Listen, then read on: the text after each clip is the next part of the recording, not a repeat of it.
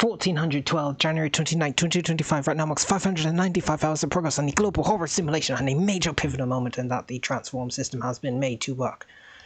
So basically what it does is you can scale the object and position it on the screen correctly. So so this basically starts with a simple data structure, a struct containing an x and float t for position scale, and those are actually DirectX variables.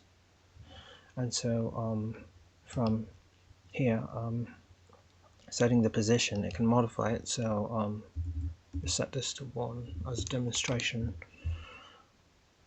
And yeah, that's all the way to the right. And for something more in the middle, I would assume like 0.5, or just random stuff here. And yeah, so it can set it anywhere. And also for the scale, would be easy if this project had hot code reloading, but this is actually one of perhaps several dozen projects that have been done over a couple of weeks, and they're all separate, which are completely done from scratch, or at least copy from the last project and set up all the initial stuff and then implement it. Yeah, so if the scale is disabled, an interesting thing is that it comes with sort of a default, which is something that is good for these types of programs to have, is a default in case something is not passed in at all. That's actually set over here.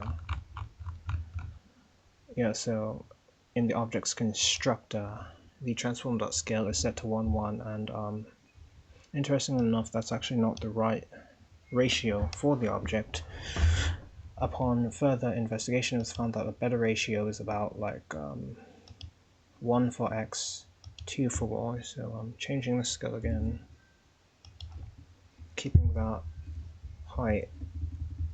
The height gets scaled twice what the width gets scaled.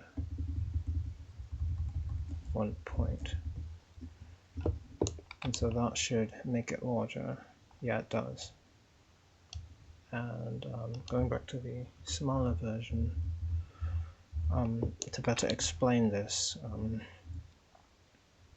so it's an object, and basically most of the stuff is passed in. The position and scale are passed in separately. This could actually be made better by passing in 2 floats and then having an x and float 2 in the function instead of having to write x and float 2 every time. That's probably an adjustment that needs to be made. And also an important thing to forget is not to, because if this function isn't called object transform, then nothing will appear, because the well, it won't appear in the right spot. The changes won't go through because they are.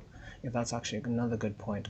It's tied to a constant buffer, which is also set up in the objects constructor. A constant buffer here, and yeah, so the renderer needs to be passed in. This could also renderer could also be passed into a singleton manager, but just wanted everything to be explicit as to not hide stuff too much. Although that's another coding concern. But anyway, so the constant buffer is created, and then the it's passed off to the vertex shader, and the vertex shader is over here. And what that basically does is it has its own C buffer, or constant buffer, which is at the first slot of the register, and it has the same position and scale as this data structure here, and that sets up that. And yeah, just to show this again, the update, what that does, applies it, and that method is down here after sort of initializing everything and passing it to the vertex shader. There's a function for updating. Well, actually, this isn't even the right script. That's the one it's originally based on, which is from a course. But this was a custom-made version that, because the course was a bit more complicated with its setup and it didn't actually finish it.